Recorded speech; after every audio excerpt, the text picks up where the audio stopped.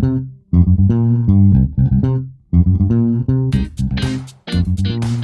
to the Nitty Gritty, everybody. Episode 24, Brent just said.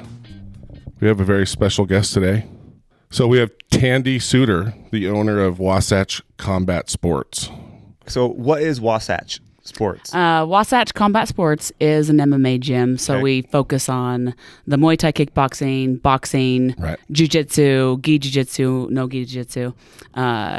A gi is like your karate uniform, right? That's what we'll explain it in layman's terms. Yeah. Right? Your belt. So, yeah. So then we have the women's Muay Thai, a women's program. We also have the strength and conditioning classes, which are CrossFit classes, but we don't have the affiliate. But it's like a religion. They're all CrossFit. They're all certified in CrossFit, and all of us, like all of us that teach. They're amazing.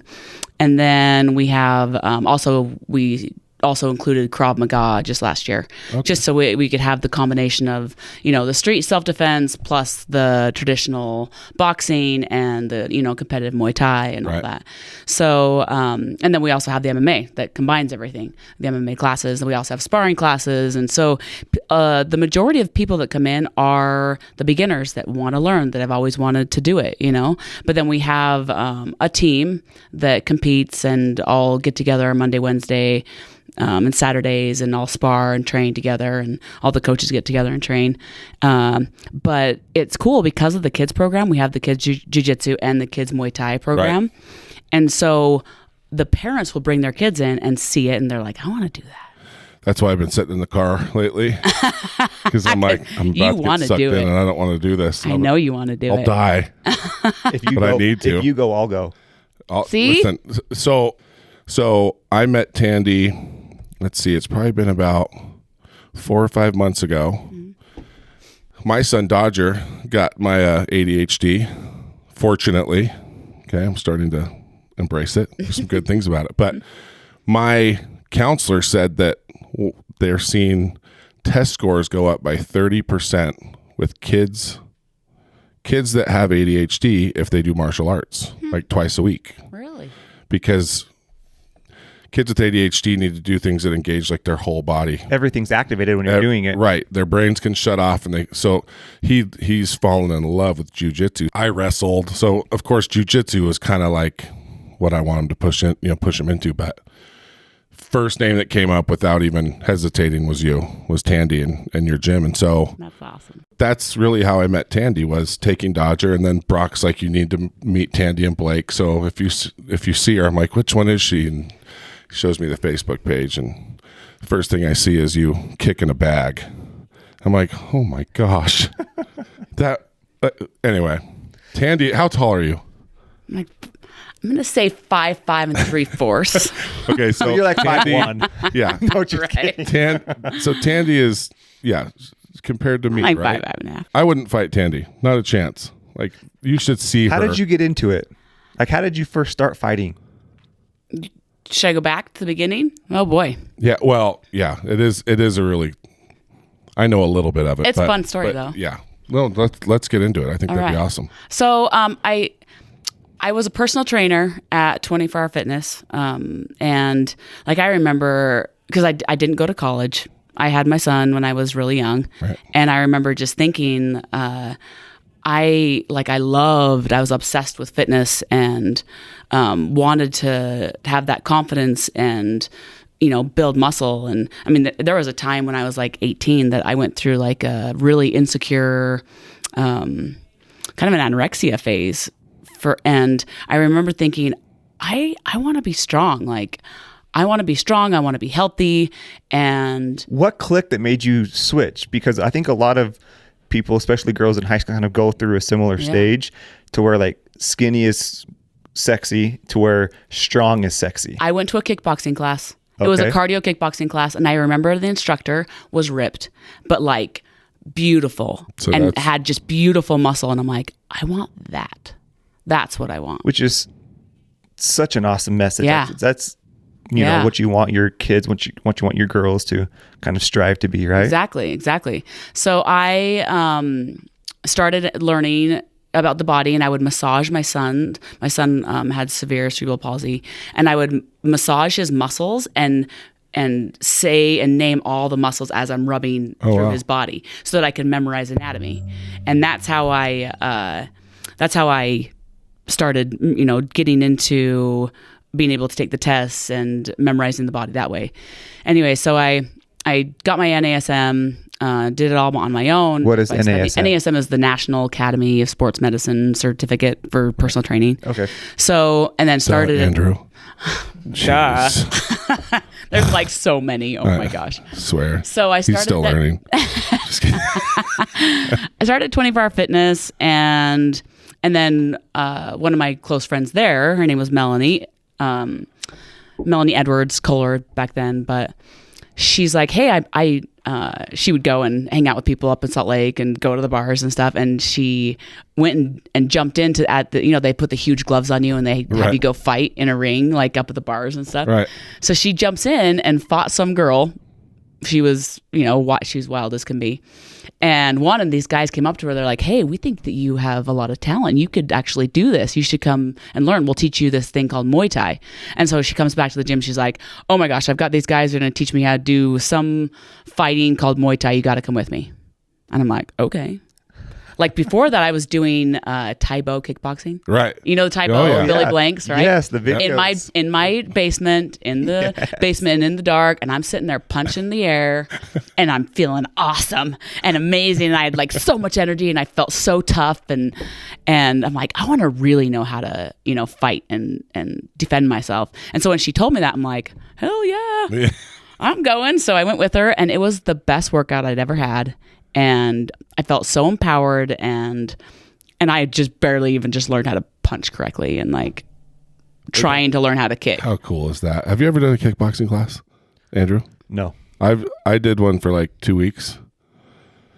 Like a real kickboxing class? Well, no. Like a Vasa. Like a Vasa. Look, so I call it fat camp. So I went to Biggest Loser had like a ranch that I went to for a month. You did? Yeah, this was like I don't think I've ever told the story in the podcast. I won't tell the whole thing now, but it was like, I mean, I was burning like 6,000 to 9,000 calories a day. Oh yeah. Like hikes in the morning. Like it was just 1 month of like 12 hours a day. But there was a kid that he didn't quite make it to the UFC. He was in some local promotions in California, but he taught this kickboxing class, and it was so much fun. But there was no other thing that we did there that came close to just working you over than kickboxing. Like most calories per hour by far. Yep. Like even over spin class. Yes, that's right. I did a spin class. I did spin for a while. Well, but see, you on a bike makes sense. Okay. Me on a spin bike, it doesn't. Anyway, but yeah. Wow. Tandi, you said that you did it and you were thinking of getting in shape, but you also mentioned, I want to be able to defend myself. Yeah. Was that something that was in your mind at that age? Like, wanting, like, why? Where did that come from? Well, so I was in a really bad relationship starting at age 14. Right. With my son's biological dad, sperm donor.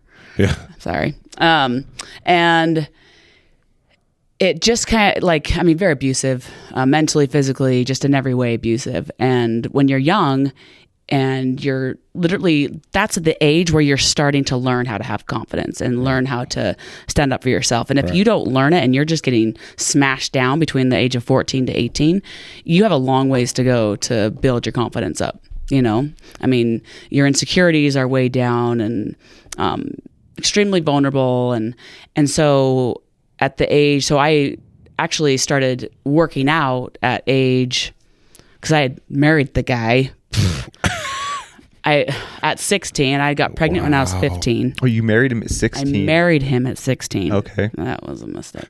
But when you're young, you don't know. What else are you going to do? You're stupid. Yeah. For sure. And 100%. so, married the guy, had my son, and my son was born with severe brain damage from abuse that I'd went through. And so because of that, so like once I had my son, so I was, 16, trying to take care of my son, me doing all the working. The dad stayed home on the couch and played his bass guitar. Like, I mean, it's just a bad situation all around. So when I turned 17 and I started working out again, because we had separated, right, and and I was living with my mom and started losing weight because I got extremely overweight. And I was like, man, I feel good. Like, I feel happy. What is this? Like, and so when I started, getting in more shape and trying to get, healthy, that's when I finally was able to have some confidence to get away from him. And finally divorced him at 18. So I was, single mom with a handicapped child at 18 years old. Wow. And so that's when I started getting into the fitness and thinking that I wanted to be skinny, and the skinny phase probably lasted like a year, maybe 8 months. And then I was strong. And then I saw that kickboxing instructor, and it was just a cardio kickboxing class, but I was like, wow, she has the most incredible body, but she's strong and healthy and probably eats, Yeah. 100%. And you probably could feel her confidence though too. Oh yeah. At an impressionable age, when you're kind of searching for that, right? You find this powerful, beautiful woman, you can just like, I want to be confident like that. Yeah. Well, man, you were 18 going on 35 at that point, right? I mean, I took a kick to the head for real sure. early. But, again, a classic example of no matter how bad something is, good comes from it. If you attack it the way that you did. I look back to all the things that I ever went through, and I learned so much from it. Right. Like, I wouldn't go back and take anything away from anything I've been through. I mean, I'll tell you, I don't know if I should go into another story when I was 14, but I died when I was 14. Hold on, what? You can't just say that. Holy crap. I'll tell you the short story real quick. So I ran away from home when I was 14, slept in a recycling bin, and it dumped me the next morning. It dumped me. Oh my gosh. Compacted me. And Hold on. So and I was with the biological dad at the time. So he was able to jump back under the lid, and it only buried him up to like his waist. But I was at the bottom, covered with like 800 pounds of newspapers. And so I remember waking up, trying to move and couldn't move, and, screaming for help. And all of a sudden, like Star Wars. Yeah. It's like Star Wars. With Chewie and Han Solo. Yes. Oh my gosh. So we're talking like truck lifts you up over the top, dumps you into the back. Compacts it. Oh my gosh. Yeah. So my shoulders were compacting, my hips, every breath out I'd lose air because my lungs were getting compacted. Oh. I thought my eyes were going to pop out of my sockets. So at that point, I lose air and I finally lose consciousness and pass out. But because I passed out, all my bones flexed. Right. And so when they went around to the next bin, he was jumped out he finally pushed his way out, but it pulled his shoes off, pulled his pants off, and got the guy to stop. They climbed back in. He climbs in, and the guy had to follow him because he thought the kid was on drugs. And then looks down and sees that there's bags of clothes and he starts digging, and I guess they dug for 15 or 20 minutes, found me at the bottom, pulled me out. They dug for 15 to 20 minutes to find you? Yeah. You had basically drowned. Yeah. In newspapers. Luckily, it was newspapers and not garbage, and I wasn't that dumb, but... Could you imagine the driver? You're just so dumb when you're imagine young. the driver, all of a sudden, somebody jumps off the roof of your truck or whatever, and just Right? There are people in the back that... Oh, I just think of, they dump ours behind the restaurant twice a week. I'm like, could you imagine? Yeah. Just, oh my gosh. Yeah, because I had ran away from home, didn't have anywhere to sleep, and so, jump in a recycling bin. Was this the first night that you'd ran away, or had you been out no, for a I'd while? been gone for 2 weeks. Holy Over cow. Thanksgiving, and I would just kind of keep hiding from place to place. Right. And plus it's cold. Wait, and it's cold and it's snowing. Mm-hmm. Is that why you chose the recycling to kind of stay warm underneath all the paper? Yep. It's actually kind of a brilliant shelter idea. Had you slept there before? Nope. Unbelievable. Oh boy. Okay, so Anyway, you still married the guy. Okay, so yeah, holy moly. So the driver finds you. Yeah. Then so what? they had to. So I wasn't breathing or anything. So they had to do CPR, and I had blood coming out my mouth, my ears. My entire body was black and blue from the pressure. Who knew CPR? The driver? I think the driver did. Yeah. Yeah. Isn't that crazy? So it was at the Orem Park, and so I was next to the police station. Right. So they were able to run next door, grab the police, and the police just ran on the over. East side of the city. So anytime you drive by there and you see the recycling bins, there's all these warnings all over it. It's because of me. Oh my gosh. Yeah. So I've never heard anything like that. Yeah. Not only, I mean, just people even sleeping in them. Like, it makes sense because it's November, right? Yeah. So it's insane. So I split my liver in half. They found out that I split my liver in half because of the pressure. Did you break any bones? I didn't break any bones, but I had a lot, I had cartilage stuff going on in my spine and my hips. That's what, ever since I've had bad hips, bad spine. Well, yeah, it makes and then sense. I got into Muay Thai. I was just gonna say, oh my gosh. But yeah, so that kind of started the whole, okay, I need to start getting my life together, and my family is important, and obviously the only ones that came and saw me were my family, and How long was your recovery? 3 months. I was in the hospital for 3.5 weeks, and then I couldn't leave my parents' side for 3 months because my liver was still clotting together, and because they didn't do surgery or anything, it just clotted back together because I was so young. And so if I took one wrong bounce, it could go blip, and I could bleed to death, So, so it was at that point when I stopped doing the whole running away thing and stopped drinking. I mean, how sad is that you stopped drinking at 14? Hey, better younger, better sooner than later, right?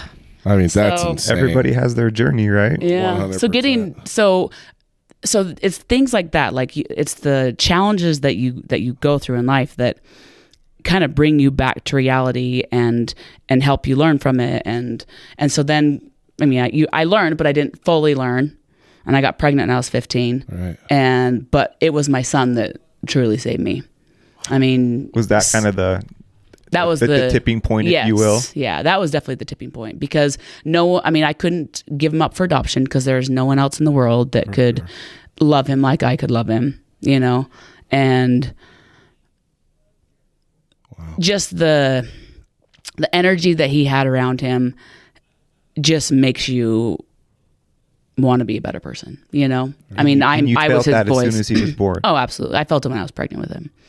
And just wanting to, I had to be just being a better person and having to be his voice and his arms and his legs and do everything for him, and I couldn't be that, scared 16-year-old that couldn't make a phone call. I had to talk to doctors. I had to make appointments for him, and I had to remember appointments and drive him places and get him to all these places. And yeah, it was wild. But I mean, as a 16-year-old girl, before he was born, I mean, did you question, am I going to be able to do this?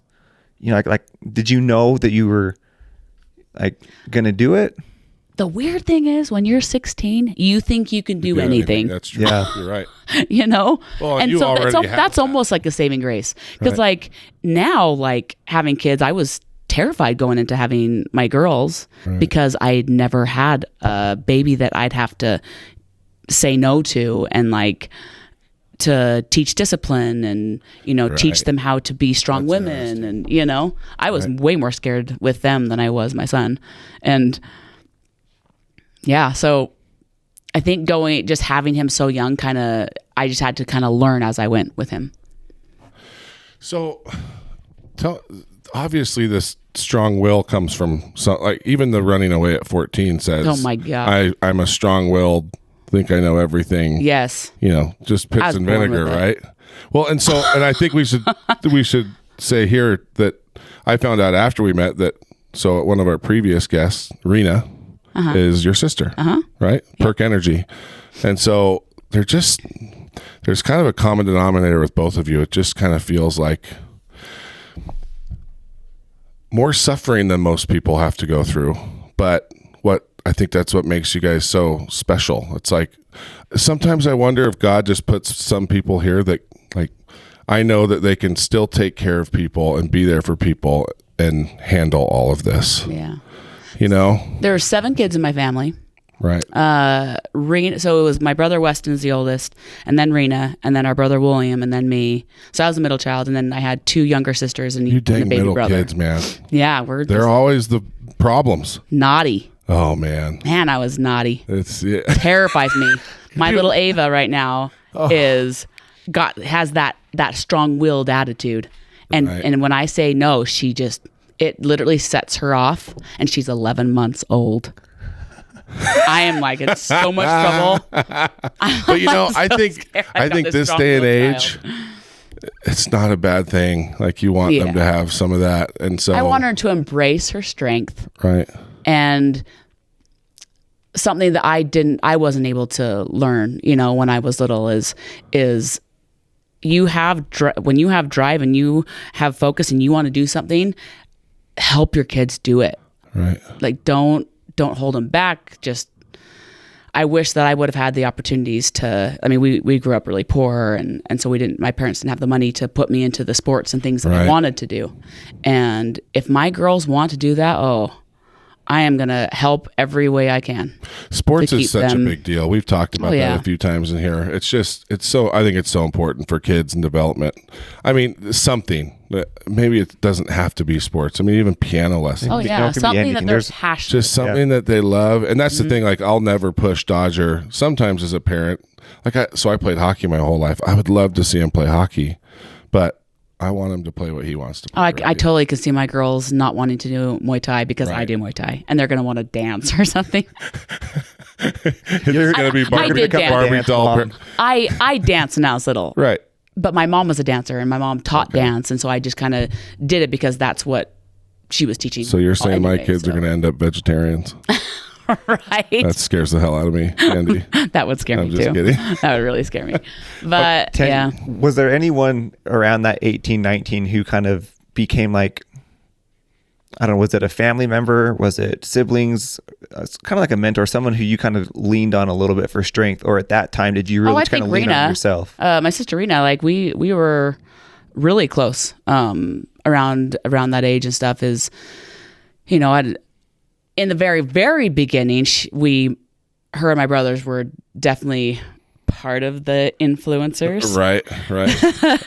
But then, like she had her son at 18 and I had my son when I was 15. And so her son was only a year older than my son. Wow. And so that's when we both kind of were like, oh, what the freak are we doing? And we got our you look at lives together. Right. And you look at, it's so funny. I know a few people. So I grew up in Heber, and back in high school in Heber, it was teeny. So it was on rivalry. Why can't I say that? Rivalry week. Park City High School all the girls would come dressed as Wasatch Wasps, and they'd all be pregnant.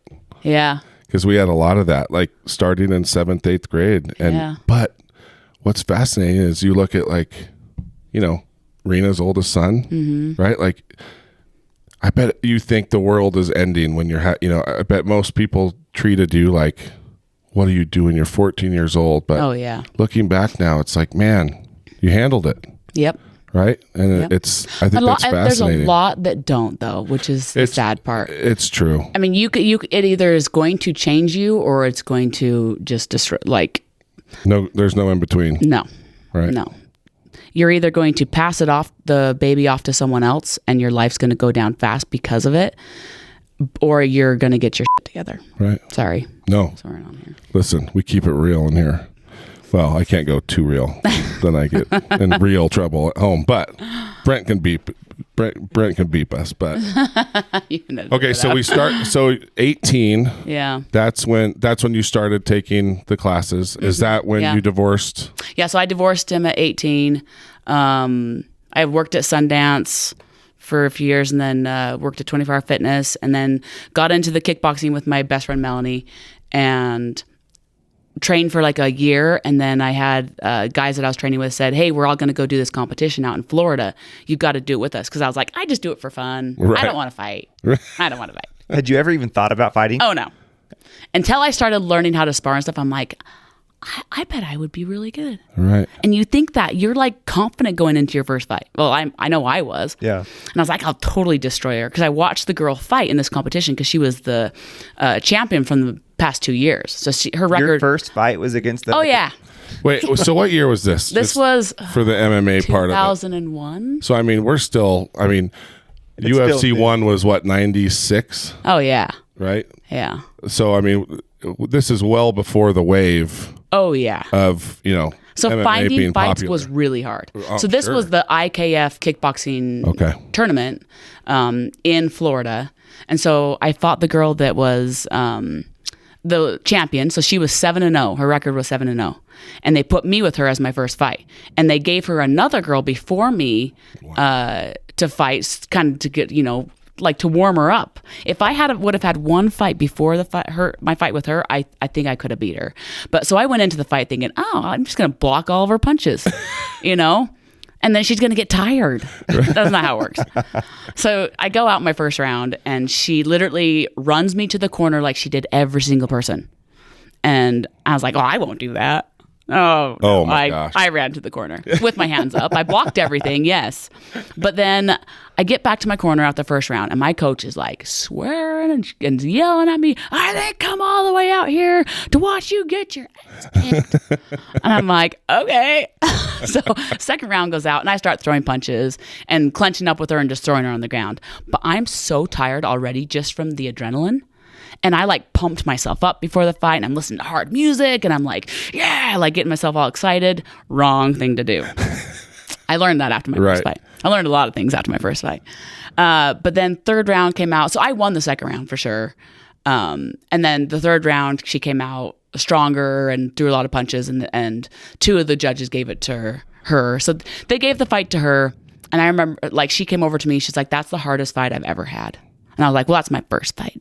So then I did like an exhibition fight because the girl didn't get an opponent. So I fought her, and that was like the funnest fight ever because I kicked her in the head like 6 times, and she thanked me after the fight. And like, wow, it was so fun. So wait, this is only what, a year and a half or so after you started kickboxing? Yeah. Oh my gosh. So you caught the bug then? Oh yeah. So I got done thinking, if I went, I should have just circled. I should have just punched right here. I should have just clenched right here. I should have just kicked right here. Why did I just punch? Why didn't I throw a kick after my punch? Like all these things are just, running through my head over and over and over. And so I was like, I got to fight again. I got to just win one fight just so I can say I won a fight. And then it was just all over from there. But I won every fight since then because I was like, I never want to lose ever again. Because it was more like every fight after that was, if I can beat the Tandi that was in the ring before, right, then I can beat this girl. It's not about beating that girl. It's about beating my mind. Like, it's such a mental game. How many things could you apply that to in everyday life? Oh, yeah. Everything needs to be that. You need to fight yourself. Right. Yep. Not. Like, you can't go into life putting your hands up thinking that you're going to block everything. You have to fight back.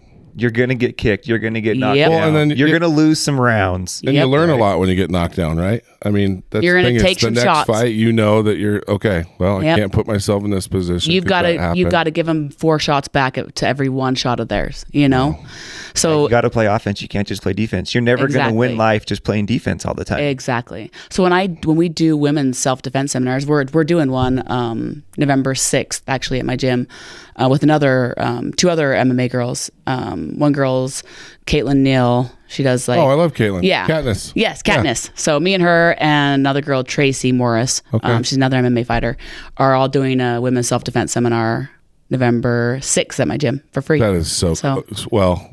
We're going to talk. This is fortuitous. Yeah, because we have some ideas. We had a guest last week that we really wanted you to come on because it's such a good 1-2 punch. Her name's Robin Warner, and her fly on the wall, right, is her Instagram. But she was sexually assaulted at 18, and it's just a crazy story. But the guy was going to murder her too, like knife to her throat. But she fought him off, and ever since then, she's been a huge advocate of. She teaches self-defense. Classes and speaks on it. Like you two would just, but she's not an MMA fighter. Like but anyway, we'll get into that. Yeah, later. it'd be cool to see the 2 sides of it. Yeah, yeah.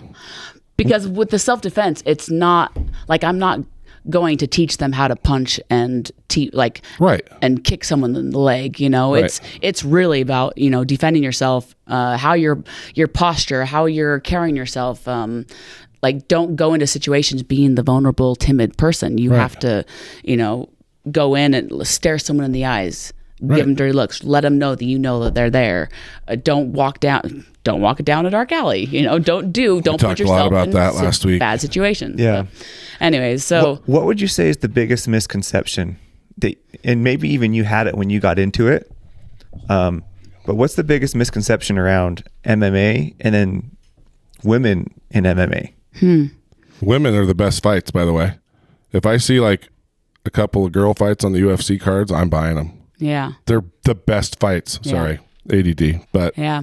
Well, and that was the thing, is that they think that oh, she's a fighter, she must just be like a total tomboy and just scrappy and wild, and it's not. It's not look at all. at you and Caitlin. Yeah. Right? Like just beautiful people, right? Girly, but I made a point to be to wear skirts in my fights, and to go out as girly as possible. Oh, really? I and love people it. would be like, "Oh, this girl's gonna get her butt kicked," because I'd be going against some girl in shorts and white beater shirt and stuff, and I'd go out in my pink skirt, snaps their femur, and I'd be smiling at everyone on the way out. They're like, "What's this girl smiling at?"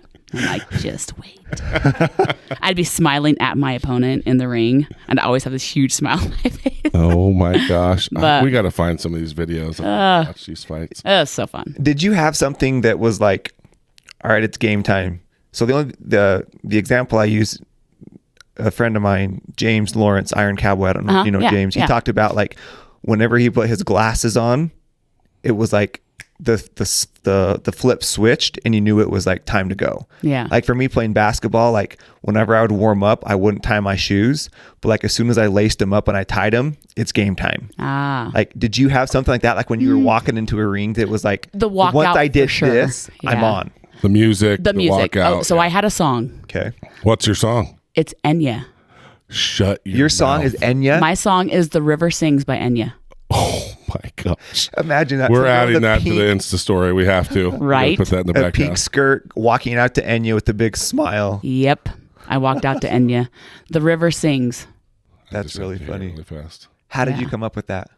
I loved it, and it made me feel it was so calming, but yet so powerful all at the same time. So this is what you'd hear as I'd walk out. That's pretty. Ooh. Oh, you can see you're getting in the mode right now. I love it. Oh my gosh. Gives What me a the chills. great. Who would have ever thought an Enya song could be such a powerful walkout song? But yeah, the whole auditorium would just start screaming and like, wow. And yeah, I'd get that like rush over my body, but you had to stay calm, because if you came out, like when everyone comes out to like the hard, and it's already pumping their adrenaline, you know? And so by the time they get to the cage, so my second fight, I came out to like a no doubt song, like a hard, no doubt song, right? By the time I got to the ring, I was exhausted. And I was like, oh no, I can't even keep my hands up at this point. Now what am I going to do? You know? And so I started listening to Enya or Josh Groban just to kind of relax before my and calm fights, me to down. relax and calm me down so that my adrenaline wouldn't wear out. That's amazing. Yeah. So how are you doing this and balancing being a single mom? Like, what was that Not like? only a single mom, like, I mean, cerebral palsy. That's Yeah, he was I have severe. a very dear friend that has cerebral palsy, and he's 35, and mom has to be there at all. Like he still is. It's a lot of work. Yeah. Right. Yeah. So he was like a 2-month-old baby his whole life, like between a 2 to 4 month. But he was like a content 2 to 4 month old baby. Right. He was a little angel. But at that time, so I literally would carry him to the gym with me, lay him on the mats I'd like bring all these blankets and make a big blanket for him and lay him on the mats, and he would just laugh and smile, and as soon as everyone started hitting pads, he would go and fall asleep. Really? Yeah, he was just like, he was a gym rat. Like he loved it. He That is didn't cry. Like he fascinating. was just such a good baby, like his whole life. And so really he helped me to be able to do all that because he was so content with life. But I mean, still to be your age and have to, take him with you, and it just goes to show that you can do anything. Oh, yeah. If you put your mind to it. Yep. Like I wanted it so bad. Like I remember, like even doing the personal training, I wanted it so bad. I remember being in tears trying to memorize all the stuff in the books, and because I wanted it so bad. And that's what happened with the fighting, because even before I had met the biological dad, I was in really bad situations with some of my brother's friends, that my brothers didn't protect me. Wow. They didn't stand up for me. They didn't save me from a bad situation. of almost being molested and their friends trying to molest me. Jeez. And so I didn't have my brothers to stand up for me. And the only brother that would have stood up for me was my baby brother, who was a baby at the time. Right. It was so young. And so I remember thinking like I had to be the one to stand up for myself. And that's probably a big reason why Rena and I are so strong-headed, is because we were pretty much the older siblings taking care of the younger siblings. And because our older two brothers weren't there for us. Did you ever have moments where it was a moment of, call it weakness, whatever, you're like, why me? Like what more do I have to, because you went through all this stuff growing up, and then you have a kid young, and not only do you have a kid young doing, severe cerebral palsy, and then throughout your whole life. I never thought, why me with my son?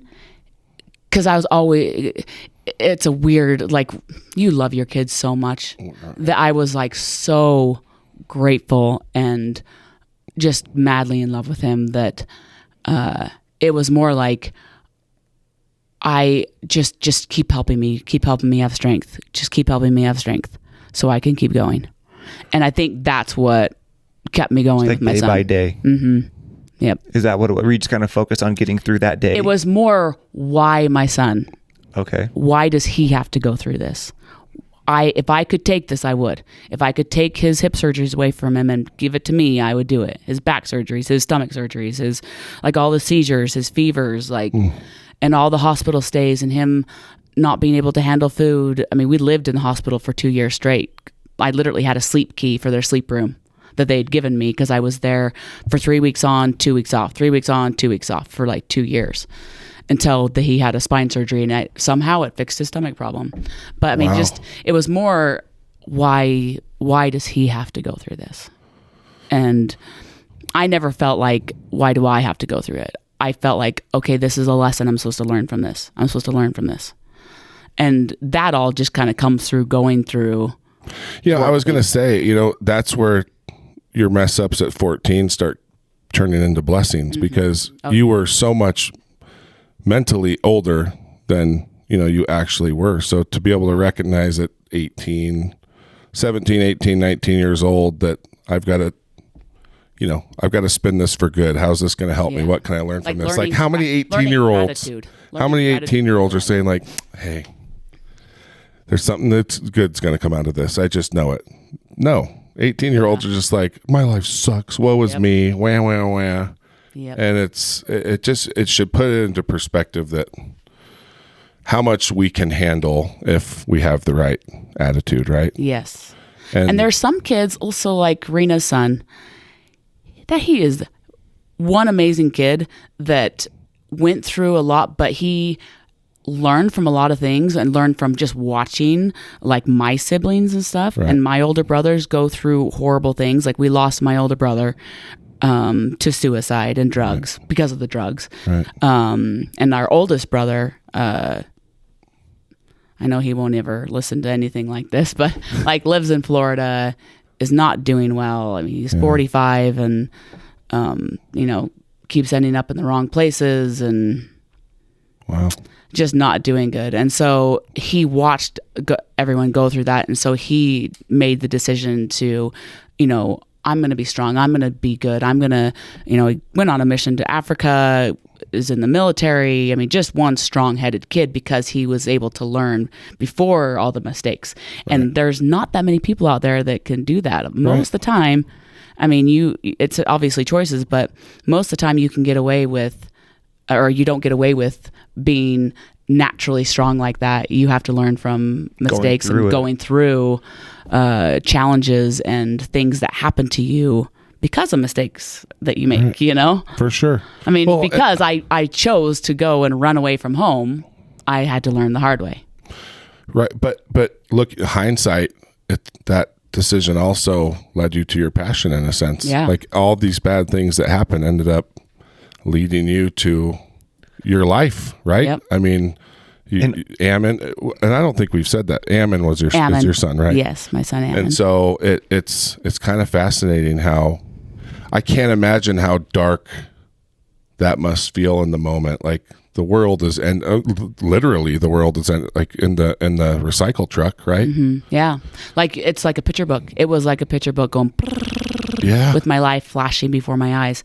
It was like flashes, like someone was scrolling pages showing my life and what I did, what I haven't done, what I'm supposed to do, what is my family going to think, or is my family ever going to find me? I'm going to be recycled. Like all these things are running through my brain trying to figure out, like, what did I do with my life? I did nothing. Right. Well, and I'm supposed to do so much more. And I think, to your point, I think the thing I'm trying to explain is that when you're in your darkest moment and you just think nothing's ever going to get better, you know, at the garbage truck time, you're 5 years away from finding your life, like your career, your passion. Yeah. I mean, that's not very long. Yeah. Like, that turnaround.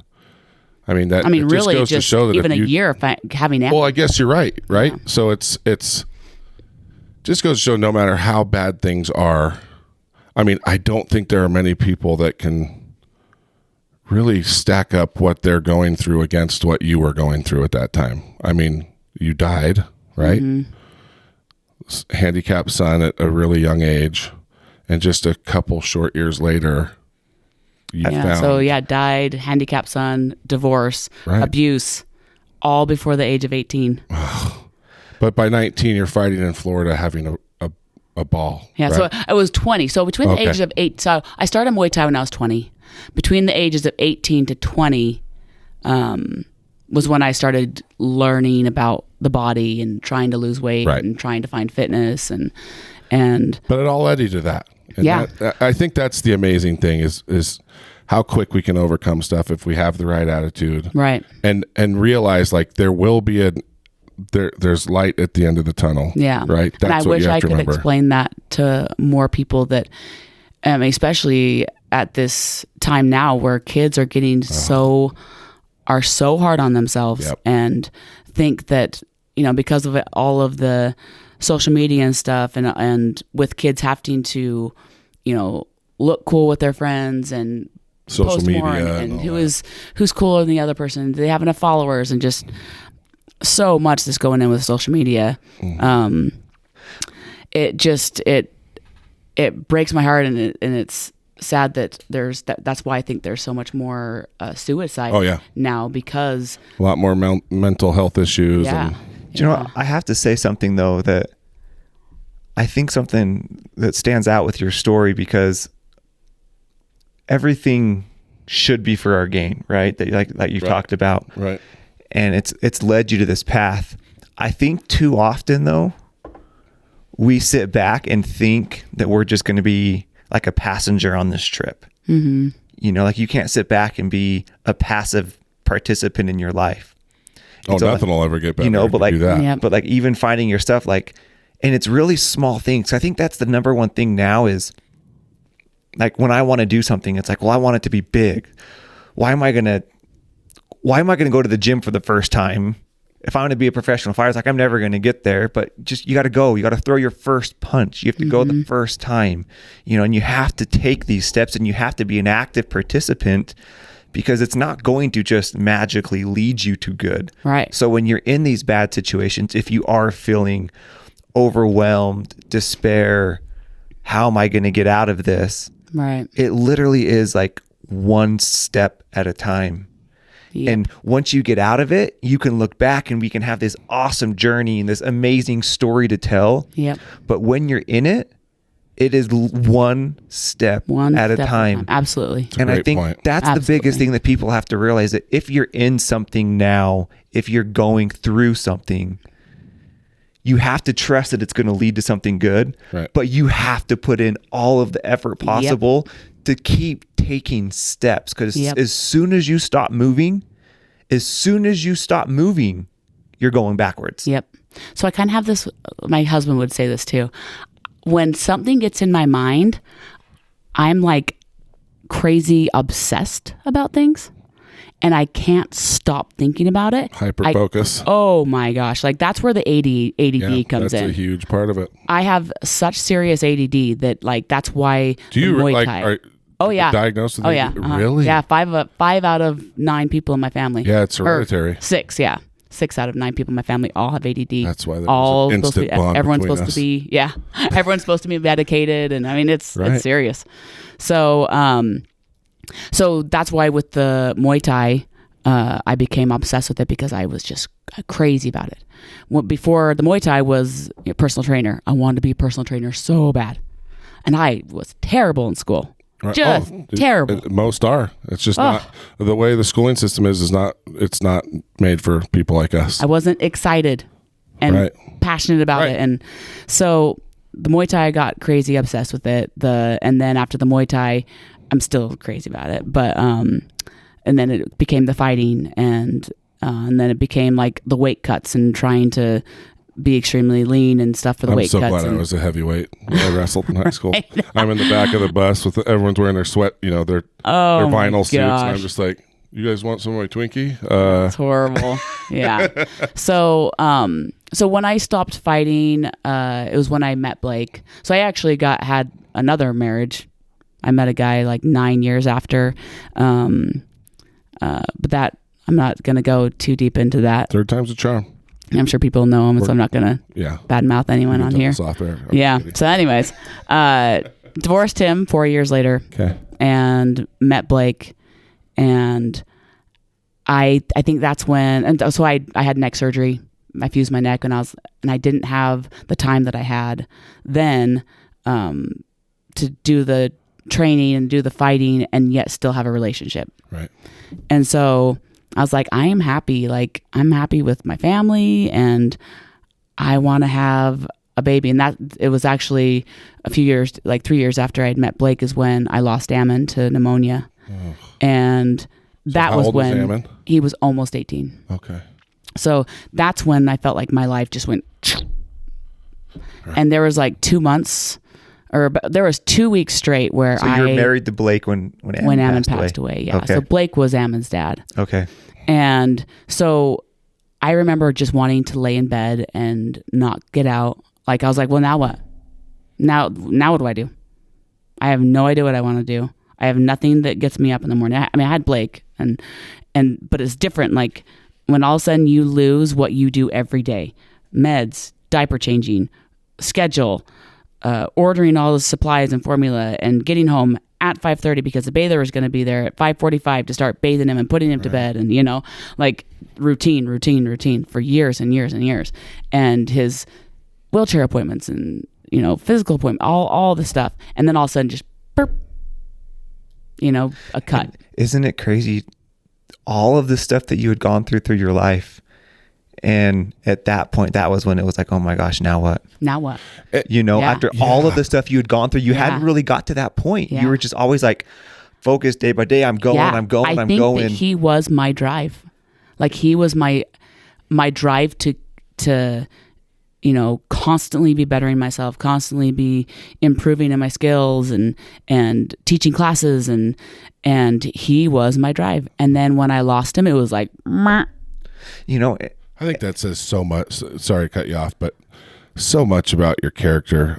I don't know how to word this without it sounding bad, but you talking about what your normal day was like, I would think that some people might feel almost maybe a sense of like some weight coming off my shoulders. Oh, and you were the exact opposite. Like there was friends that also, or there was people that also had handicapped child or kids, and I'd have people come up to me and say, aren't you relieved? And I'd be like, are you freaking kidding me? How could you even say that? Oh my gosh. But there are a lot that have handicapped children that struggle, immensely with the day in and the day out. And I thrived off it because he was my saving grace, and to have a parent be like, oh, I'm so relieved. Oh my gosh.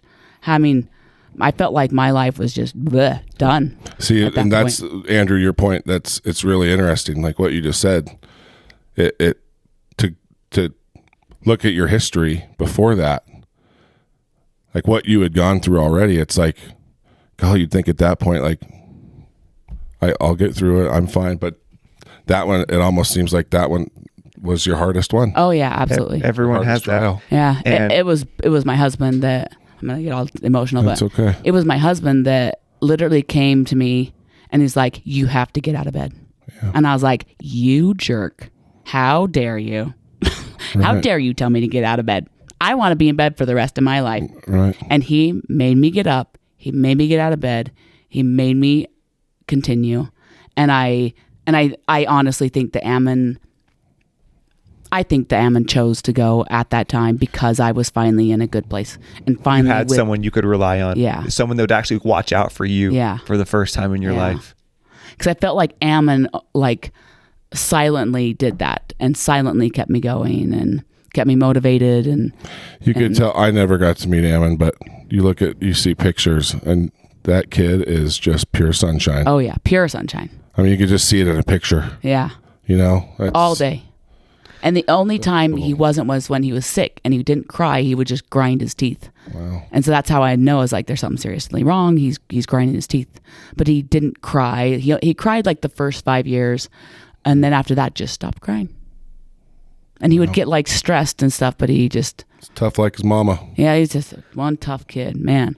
But so it was at that point where Blake made me get up and continue with life and keep going, is when I was like, okay.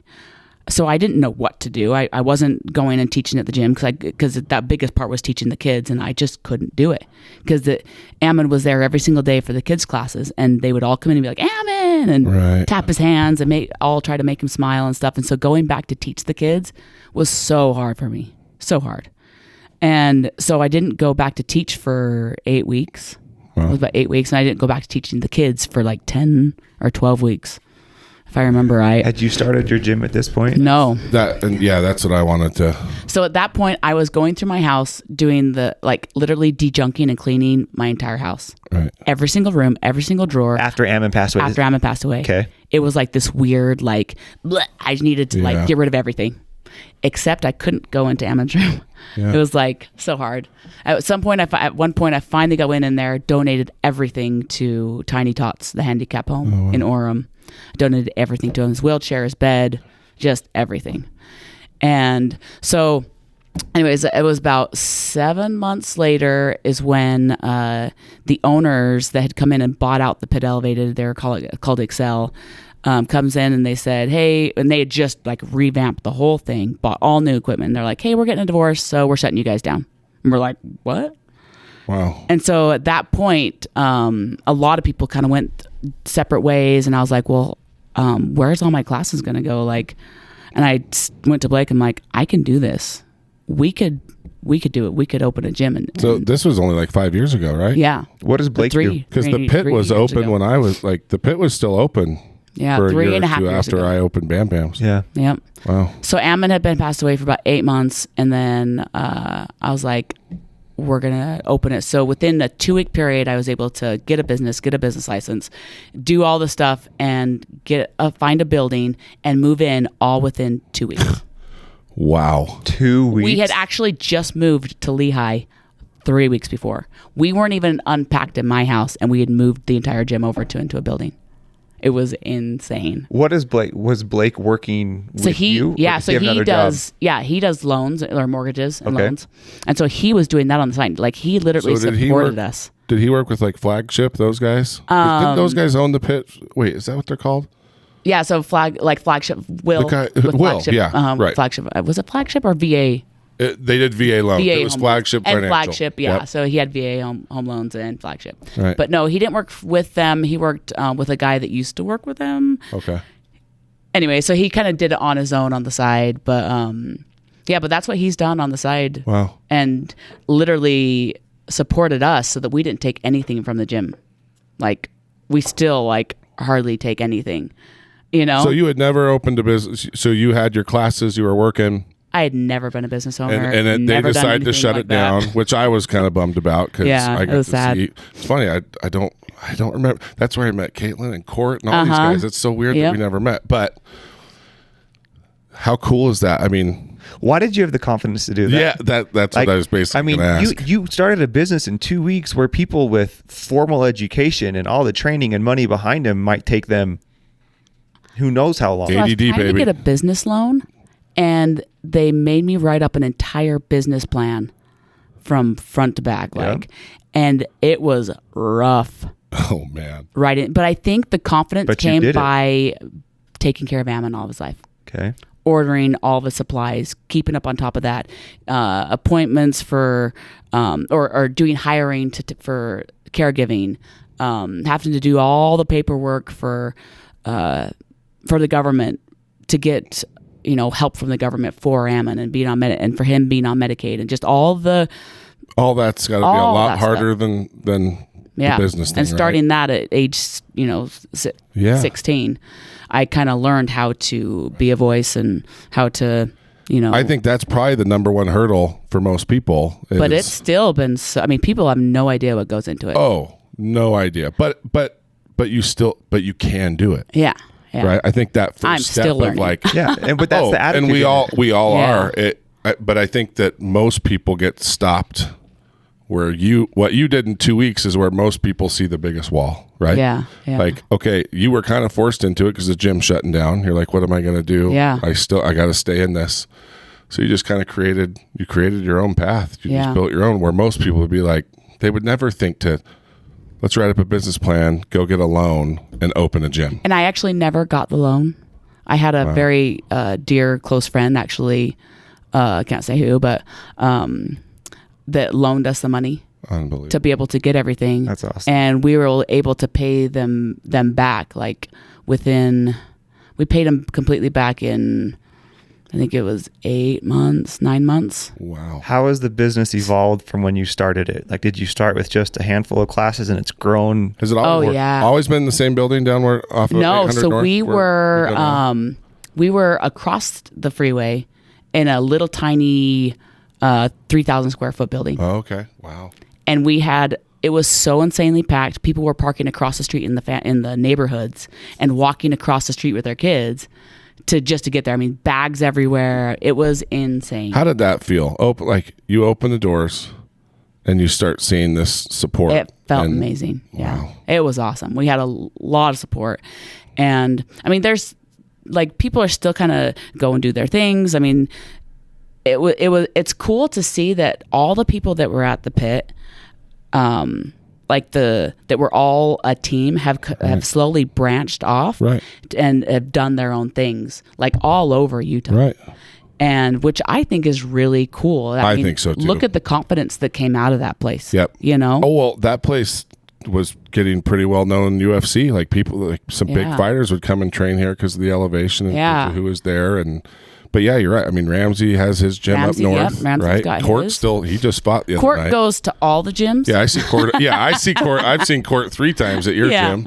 Yeah, Court. So his kids come to my classes and stuff, and so he comes in and sometimes and trains and then. But it's so cool to see all the everyone's succeeding. Yeah, still doing good, even though Brock left me. I know. And he left me too. Oh, I love that. Because he was teaching for me for a little. Oh, he was? Yeah. He went to sell paint. Brock. Seriously. Had to go get a big boy job. We're mad at you. Just kidding. So are you still fighting? No. So I quit fighting when I married Blake. Okay. How come? I loved going home and eating. No, I was still extremely lean and stuff when I first married him and stuff, but I loved having a relationship and having time for a relationship. And with my ex, we were married and we went home, but there just wasn't that relationship part and the partnership, and I felt like we were good roommates that hung out every once in a while, Right. So that was probably pretty exciting for you to have those feelings, for to finally have a true partner that you actually wanted to go home to and be with. Yep, I wanted to go home and I wanted to be with him. And how'd you meet Blake? At the gym. Really? Yep. I was going to say, because does he fight? So he looks like he does. He's really good. Yeah, he's ripped. He's freaky talented. Brock goes, look for a guy that looks like a bull rider. He was a bull rider. And he was a professional bull rider. Yeah. He's just this. I mean, so before that, so we actually started. Dude. He started. I want you guys to be my neighbors. You guys can be like my personal security. Right. So he started Muay Thai exactly when I started Muay Thai. Wow. He was at the Thai Institute, and he would go at nights, we would go on opposite days, and we hung out with all the same people, but we never had met each other. I even went to his fight and didn't know who he was, but I had gone to his fight like years and years and years ago. And so, because when we first met, we're like, wait a second, like, you did Muay Thai at the Thai Institute? Like, wow. You knew these people? It was kind of crazy. But so he was a professional motocross from age 16 to 18, and then had crashed and just shattered his hand and his thumb and elbow and everything. So he couldn't grip it anymore. Oh, so that's when, but he has more of an insane drive than I do. I mean, I thought that I was bad, and then I met my match. And he's a nut. He's a nut when it comes to like drive and like work ethics and stuff. And so he went from motocross to bull riding, and did bull riding because you only need one hand, And so he went with the opposite hand. This guy just has to compete, man. Huh? Oh yeah. I love it. It's like his stress reliever. It's like the one thing that like keeps him grounded is some type of intense working out. You two seem perfect for each other, by the way. Yeah. Like, it's just like we're so different in many ways, but we just complement each other. Well, and you share, I think sharing not even a hobby. I mean, yours, it would be sharing a passion, but the fact that you both love the same thing. He's just way better at computer stuff than me. Way better. He's got that brain, like with like all the trading stuff online. Like, I look at charts and stuff, and I'm like, what is that? That's why you're a good team, though, because you should. If you ever go to Wasatch, wait till you see Tandi doing her thing. It's awesome. Like, you're so good with everybody there. It's just you're just a light bulb. Obsessive compulsive with like technique and but I was there. I've been at that point. I've been at that point where you first start something and you're scared, but you want it so bad and you want to learn so bad, but I had a hard time with people teaching me because they just wouldn't break it down enough for me. They wouldn't. It took me like 2 years for someone to tell me, hey, and that's an ADHD thing right there. Yeah. Like it does. We go a little bit slower at processing things, but I mean, my gosh. But people would just be like, hey, just, step on your jab. And I'm like, okay, but like to have someone break it down for me and be like, rotate your shoulder over and keep your balance in your legs. And so I was so obsessed with it that I think that right there helped me become how technical I am now. Right. And so that's what I want to give to everyone else is what I wish I would have had, when I first started, to help them learn faster. And that's how I am with my barbecue classes. There's so much bad information out there. Class. You come whenever you want. Oh, I'm so excited. What would you say to people who are scared of starting? That's a great question. I'm sure there's a lot of people listening or have thought about it. Even myself, like I work out every day. I have for a long time, but those gyms intimidate me because I've never fought before. It's like, I don't know if I'm going to feel like a fish out of water when I go in there. So, well, a lot of MMA gyms were hard and scary because you were jumping in with the people that have been doing it. Yeah. So you're always scared because you don't know what you're doing. You're a fish out of water and you're afraid you're going to look like an idiot. Mm-hmm. Right. So that's why we do beginning classes and we have like the Muay Thai 101, the Jiu-Jitsu 101 for the people that are just starting. We start you from the beginning. Are there a lot of people that go in? Tons. Okay. Like our 101 classes are huge. I was going to say, there must have been 40 people in the first class that I saw. It was after my son's jiu-jitsu. Yes. There's a beginner Muay Thai class. Yeah. And I mean, we're talking like 5'2" girls up all to different handsome levels of athleticism. All different levels. Men, yes. women. You don't have to be like super in shape. No. Like I've got one class that's got like 15-year-olds up to, I think he's 60.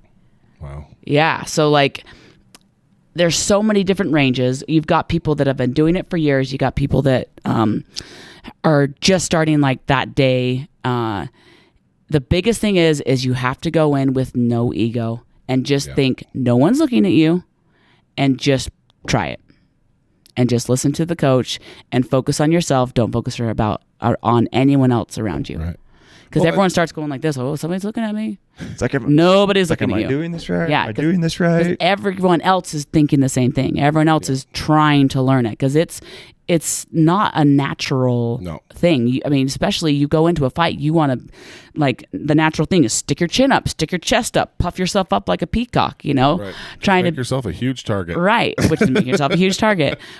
Where guys come in and they want to tense their muscles, flex their chest, and hit as hard as they can.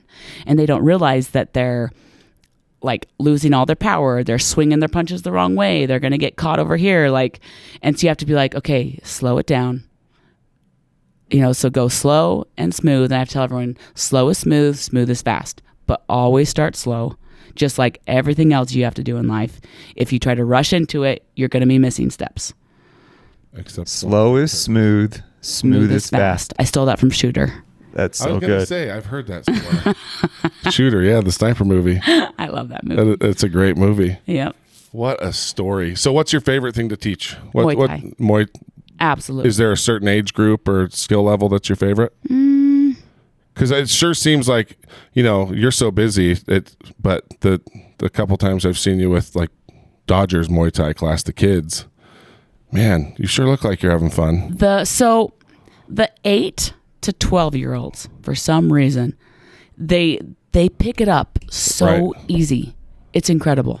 That's like, and to watch them like absorb it, and there's some kids that it's just like they've got that drive and that passion at such a young age that I love to like feed it, you know, right. and help them know that they're doing good, and to, you know, show them how powerful they can be and show them how strong they can be, and even like the girls that come in. It is awesome to watch their technique. Like, little girls learn so fast. Oh man, Dodger. So they always pair him up with this 12-year-old girl. She's Polynesian. She's pretty big. Yeah, but she's a little more quite a bit more experienced than he is. But only because she goes home and practices. Well, yeah, and that's who they pair him up with, and it's so cool to see. Like, I would love to see some little punk boy pick on her at school. Oh yeah, like they're done. Yeah. That girl's a powerhouse. And she's such a sweetheart, yes. Right?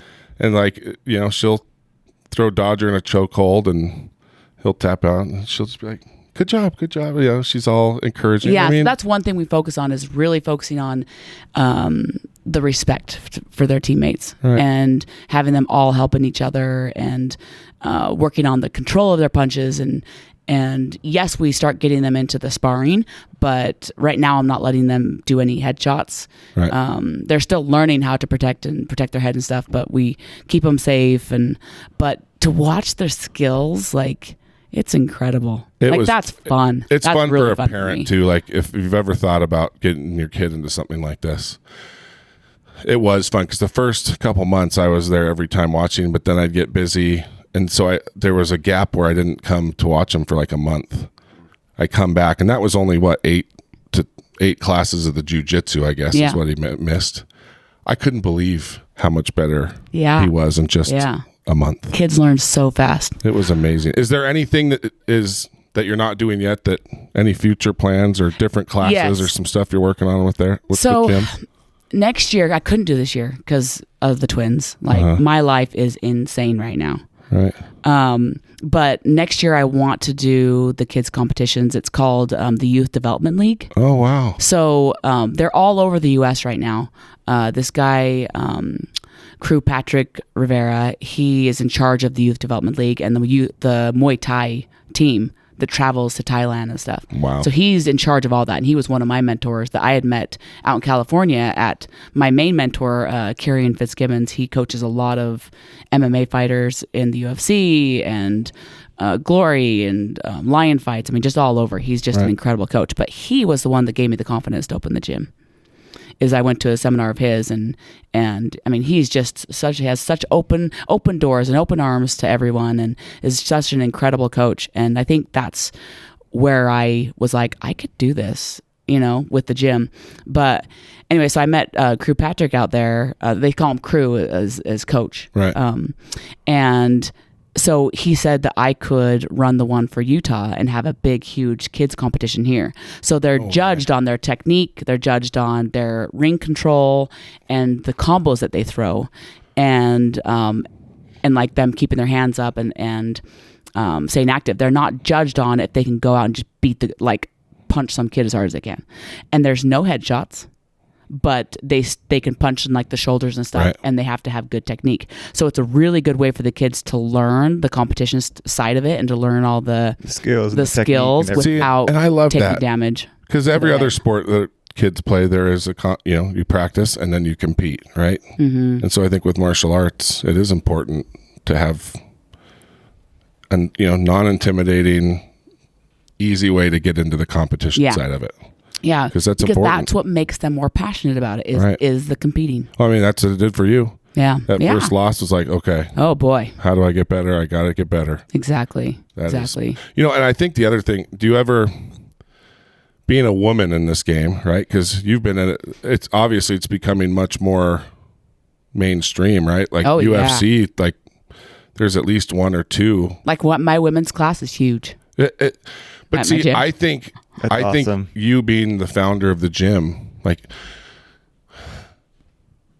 having a woman owner. Right. What I'm saying is, like, if somebody never came in, and this is no disrespect to Ramsey, for example, like he's a sweetheart. I love Ramsey, but you're just a very sweet person, right? And I think coming into a gym intimidated, like I've never done this before, and then meeting someone like you there, I think would just take people's guards down so much faster. Opposed to some gnarly burly dude. Yeah, who looks like he's been through the ringer a little bit. And I think Ramsey actually pulls it off really good. He's a very likable person. Oh, Ramsey, and so he's amazing. Yeah, but if you didn't know him, there's a lot of MMA gyms that are like kind of intimidating with this guy that comes out that's kind of rough around the edges and extreme cauliflower ear and like comes up to the front, and if they're not extremely nice and they'd welcoming, have to really lay it on thick. Yes. Yeah. Right. Where with you, it's just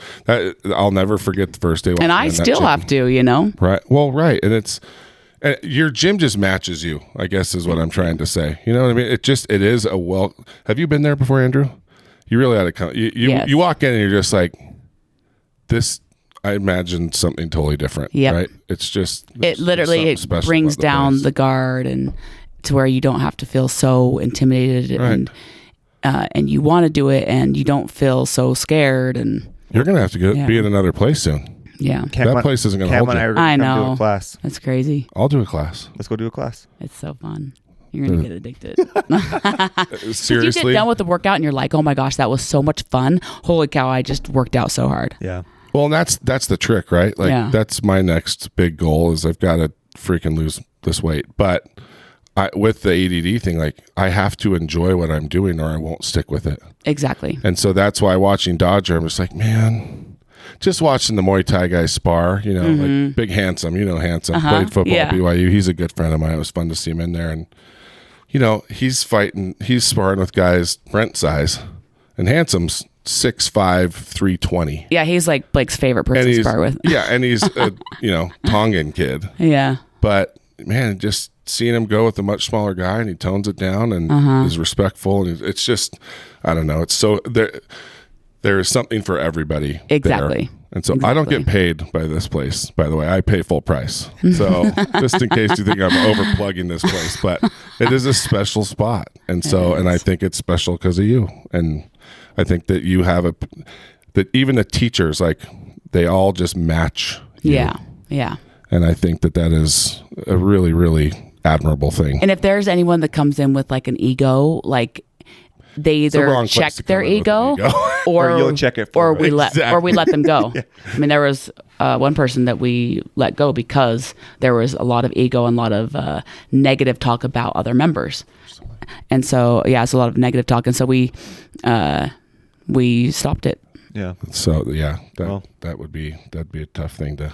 You can't be like that there because people already are feeling a little self-conscious. Yeah. So that's one big thing that we definitely talk about with all instructors is, there's no cliques. There's no, like, it's not like we don't like to let the jiu-jitsu be like, oh, we're jiu-jitsu and jiu-jitsu only. We don't do Muay Thai, I mean, obviously there are people that love the jiu-jitsu or love the Muay Thai or love the boxing, but there's no cliques with it, right. everyone's together. Everyone is, a team. And same with like the strength and conditioning. We have some awesome strength and conditioning coaches. One girl, Cheryl, has been with me since 24-Hour Fitness. Wow. I mean, she's amazing. That's so cool. But that's where I met her, was teaching at 24-Hour Fitness together. Right.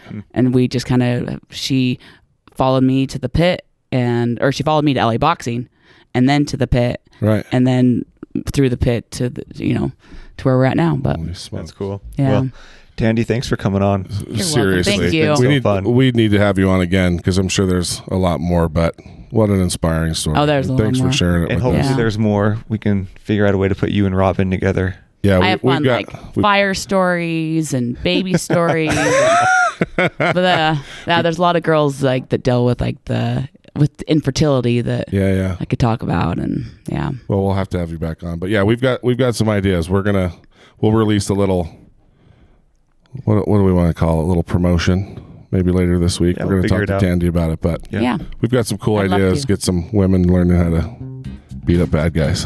I would love that. Yeah. It's my other passion, is teaching the women. So love it. All right, Tandi. Well, thanks for coming on. Thanks, you guys.